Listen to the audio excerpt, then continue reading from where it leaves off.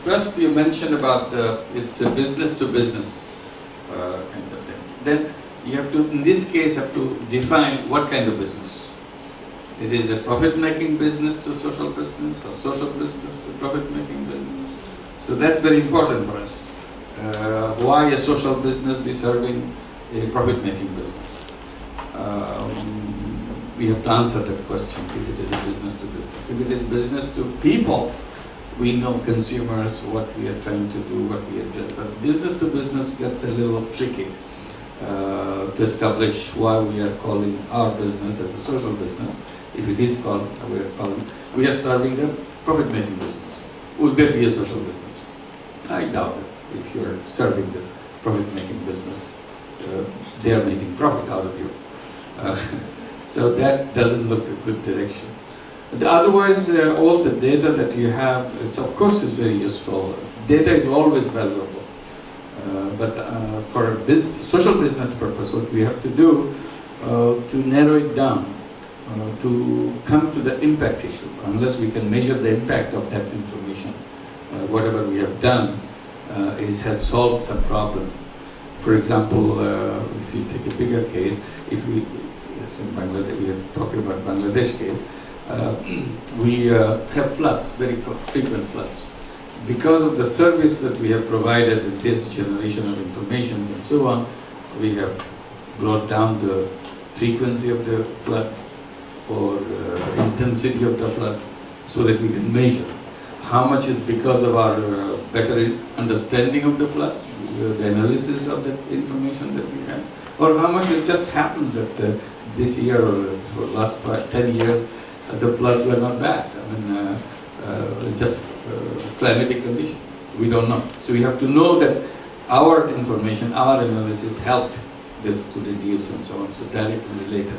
So that we said this is what we have achieved by doing that. Then probably it will be considered a social business, provided you run it as business and so on. Most of these information that global or national level information, you do it either as a government's responsibility, you have this data, you analyze it, you do that, or a research data, you do the research for somebody else's use. It continuously goes on. But where it will become a social business, you have to now find a way to do that. It's a very tricky subject because the impact there is not very easily on one-on-one kind of relationship to be established.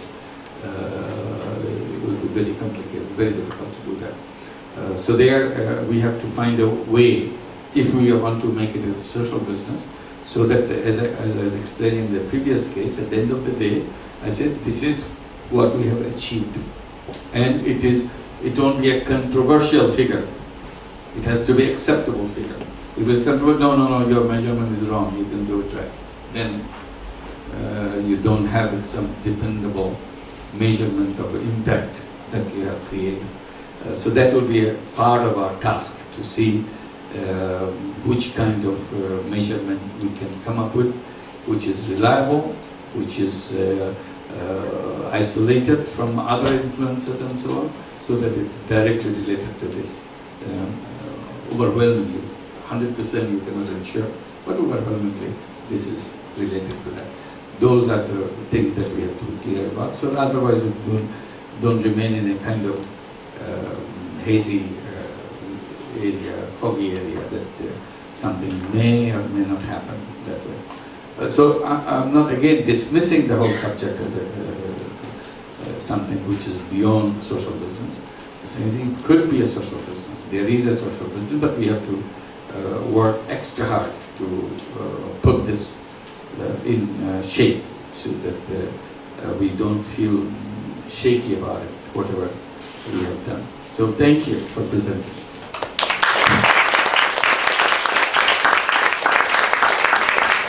Okay, so who's next then? There we go. Is this the last group then actually? Education.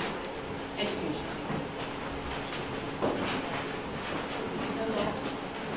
This is educational, and then what else is missing then afterwards? That's it, that's the last one. Okay, perfect. Well, here's another one on education.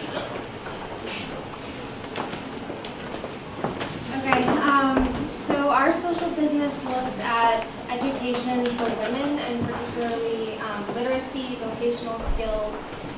It looks at technological skills, and also for people who produce jewelry, other types of goods, looking at teaching them about quality control skills so that they have access to larger markets than they ordinarily would.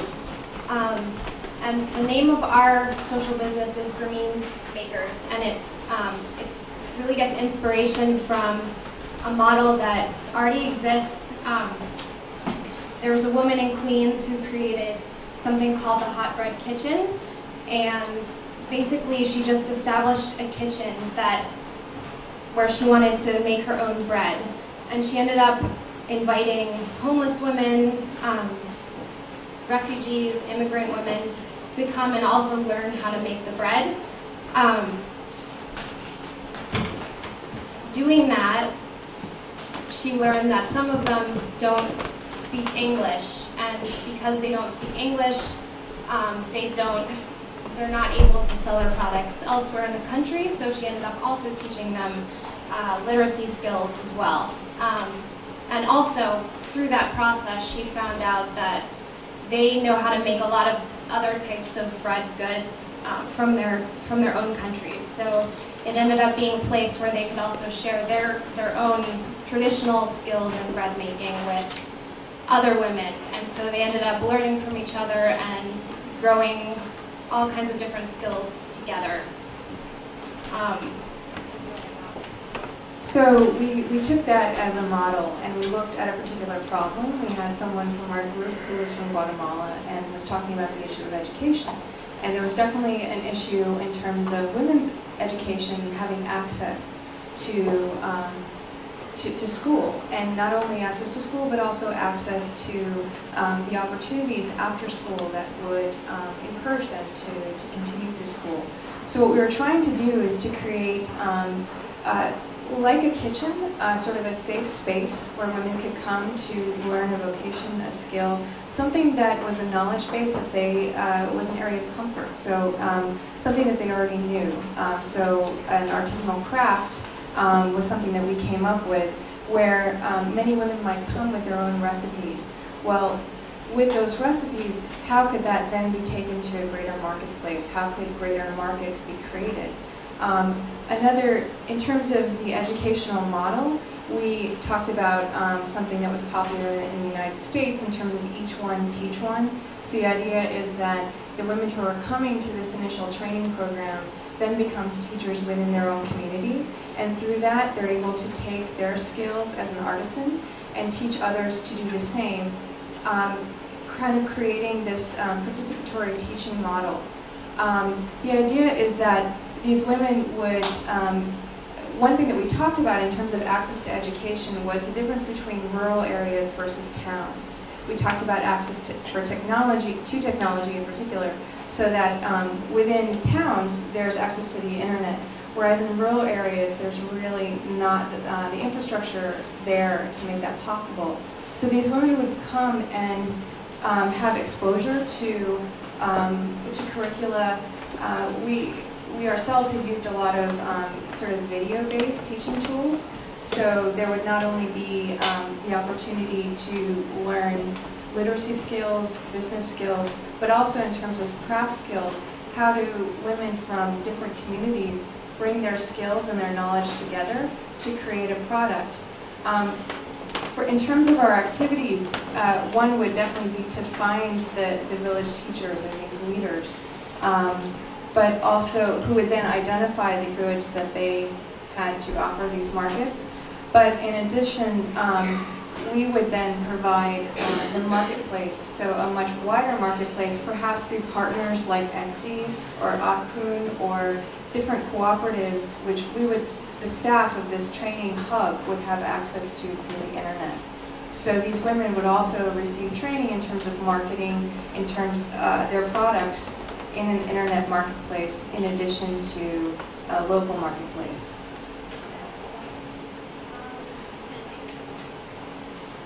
Yeah, so I mean, in terms of the costs, certainly there would be a cost to attend the school initially, a very small fee. We would likewise ask these marketplaces for an advance. So an advance for the cost of the goods that then would be provided. We also wanted to create the sense of a feedback loop so that these women would, with their products, be coming back to this training hub to provide feedback in terms of how did the curriculum work for them? What were the successes? What were the failures? Do they have innovations to the product that they can then train the other women in their group? So there would be sort of regular check-in periods and meetings where that knowledge could be shared.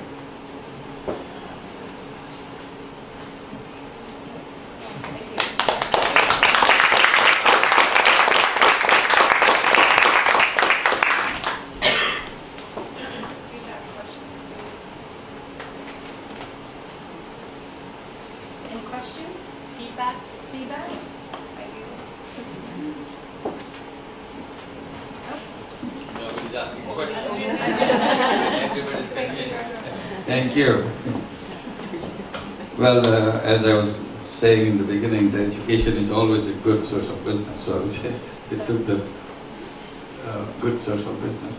This area is so wide, education. It's if you put all the education in a kind of in order of priorities, some education will have definitely highest priority than other education. So choosing the area of what is that you are educating about is also very important.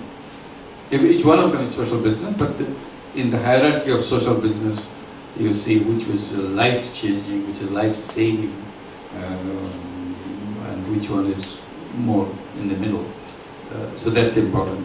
If you are doing something, we'd like to do with a high priority, high impact kind of thing. So that will be important thing to look at when we say social education is a good case of social business. Education also includes training, which is a very important part of it. As it is a good social business, at the same time, in the other case, we are saying how do you measure the impact? I was repeatedly mentioning that. Here, the key issue is not the impact. Impact can be looked at very clearly. Here, the biggest problem is how do you recover your cost? It's very difficult in education. Because the more impactful education you want to go, you are going to the people who cannot afford to pay for it. So how do you measure, how do you cover the cost? That will be the most challenging thing. You want to produce the highest impact possible, choosing the education or training that you need to bring in, but you are addressing the group of people who are the most difficult to pay the fees and whatever you'll be charging. How to handle that part of it. That will be the most risky and that will be the most creative part of it. How you include things in a way that they can be able to pay back. If somebody was mentioning the nursing college example, there we had to do that by bringing in Grameen Bank into the picture. The Grameen Bank lends the money for education loan so that the student doesn't have to bring it from the family or for her own resource. She gets a loan and pays back. Then after she completes education, she gradually pays back the loan. So this is how we kind of try to solve the problem. Otherwise we could not make it a social business. It could be, most of the time you'll be seeing that education is somebody somebody is providing as a charity, providing as philanthropy, or government is providing it because it's expensive. Otherwise, it has to be very for the kids from the rich families who can pay and can go to education. Poor people cannot pay for education. That's why education always has been considered as a state subject. That meaning that state should provide it. Otherwise, it will not reach out to everybody else. So when we bring it to the social business, that problem has to be resolved. It's difficult, but it's not impossible. And that's where our creativity will come up. And one part of the creativity again is technology, which is almost free. The internet and all the things that we have, how much can we rely on them? So this is, technology comes into the picture. So one teacher can teach one classroom physically, but the same teacher can teach millions. So how do you do that? How do you make it as attractive or almost as attractive as the classroom teaching? So that's where creativity comes. So you move out of the conventional education, conventional teaching, to a non-conventional, creative, technology-based education, and so on. So this is the direction that it will be taken gradually, and that's where our participation is important. That how we make it happen as good as classic classroom education, and how we make that thing happen, or even better, because technology brings a lot more other dimensions into it, which a classroom education cannot provide. How do we harvest that? How do we include into that? So these will be the challenging things will become. But this is a good exercise. As we continue to do that, gradually we refine. Always, even with the best plan that you can have, which will change the whole world, that plan 10 years later on will look like such a crude plan. People will laugh at it. And that's what we laugh at the Wright brothers plane. How funny looking thing that is. But that changed the world. So this is, even after all our efforts, all the effort to make it perfect, we will come up with something which will work, and we'll celebrate, we'll dance around it, that we made it. But it will not be the one that you'll have it 10 years, 20 years later. And that is the beauty of it. That 10 years, 20 years later, what has been produced is produced because of this crude model was done by someone. Remember the first telephone, how funny it looked. Anything, first one was funny. Now you look at it, it's all funny. But gradually it becomes something different. So that is the beginning that we are doing. Thank you very much.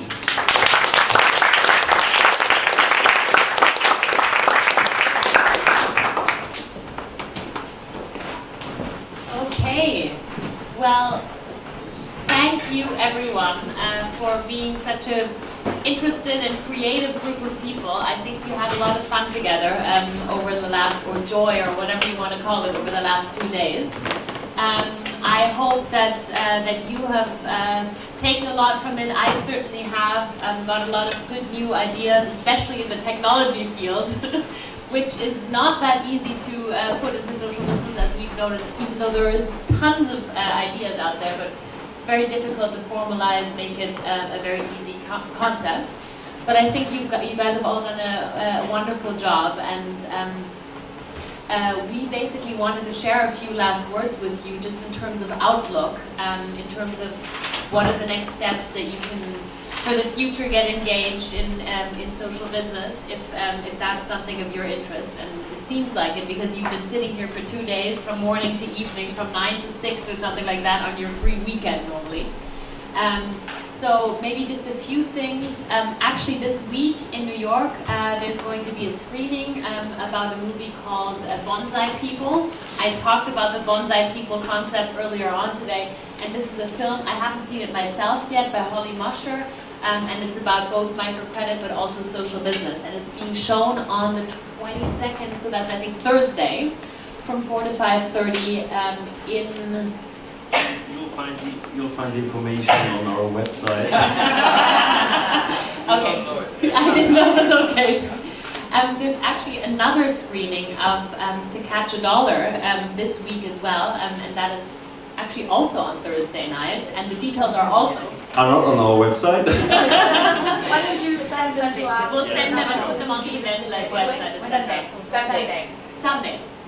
Sunday. It's on Sunday. So we have someone from Grameen America here that knows Grameen Research that knows much more. So if you know the location, can you tell me right now? Yes, I have it in my emails. Okay, perfect. So we'll get the information in a second. And that's a film about Grameen America, which, as you know, is the microcredit organization here in Manhattan that basically gives out loans to people here in Manhattan. So that's also another interesting film. So maybe a few things for you to look at. And then we have the Global Social Business Summit, which is our annual event where all the players from social business come together. It's taking place in Vienna this time, so it's also, of course, a quite nice place to come to.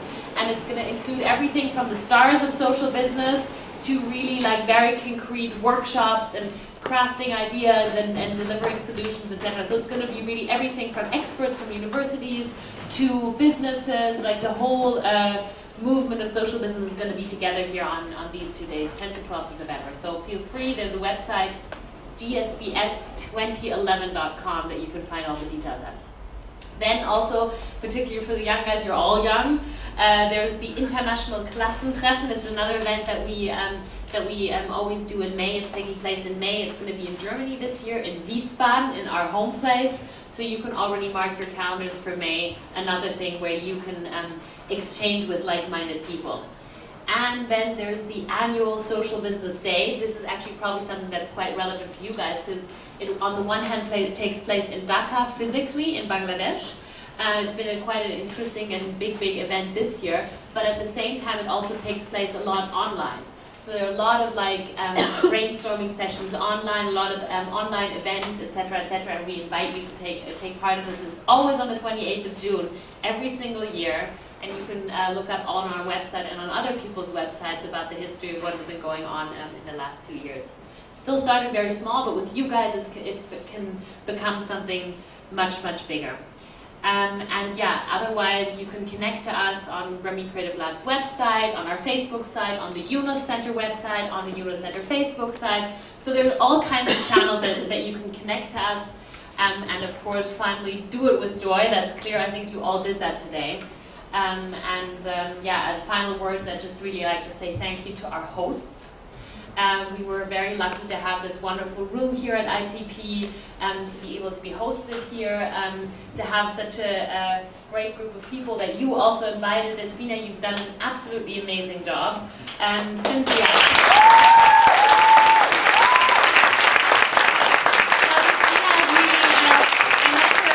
Last year at a conference where I was speaking, and Despina came up to me, and I didn't answer for some weeks because I was busy, and then you got back to me, we got in touch, we met several times, and Despina didn't give up, and we finally put this event together, so it's really great. This woman is committed and she gets stuff done. So yeah, hopefully Despina and I were talking earlier, there will be also in the future opportunities, if this is interesting for you guys, that we do more of these kinds of events or forums or workshops, and to get the New York community much more involved in social business going forward. So that's something that we'd definitely like to do. Before I do that, I just wanted to, as I said, there's several people within ITP that I'd also like to say thank you to. Despina has been saying they've been playing an absolutely amazing role.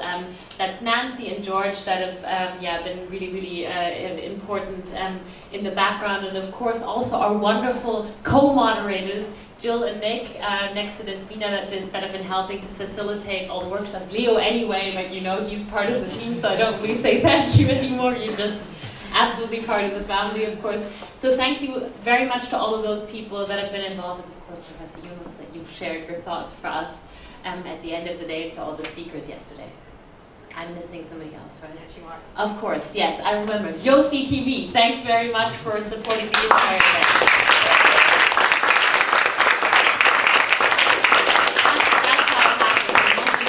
Mention last, though.